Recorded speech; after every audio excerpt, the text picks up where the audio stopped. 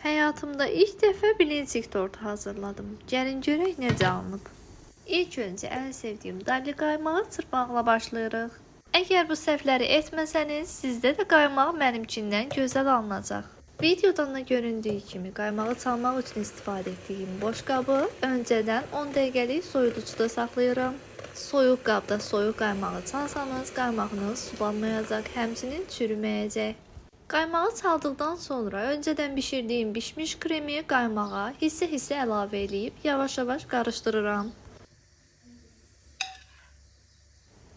Siz zövqünüzə görə qaymağa qatılaşdırılmış süd də əlavə edə bilərsiniz. Mən bu dəfə bişmiş kremi seçdim. Bişmiş kremdə qaymağın dadı lap dondurma kimi alınır.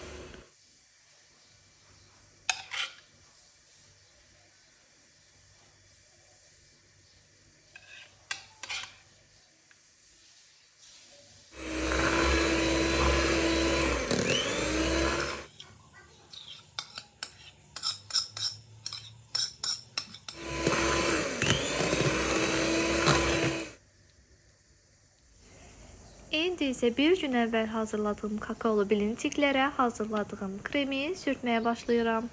Aralarına zövqə görə banan, çiyələk də əlavə edə bilərsiniz. Meyvəli olanda çox ləzzətli alınır.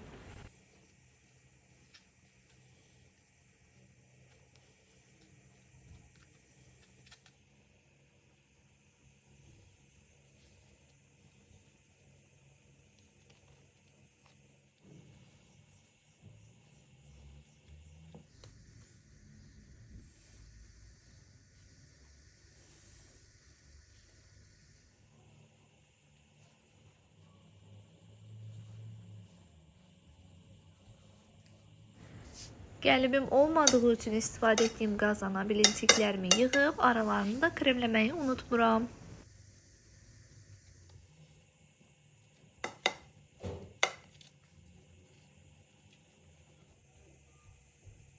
Qazanla forma verdiyim bilinciklərimi çevirib üzərini zövqümə görə bəzəyirəm və budur.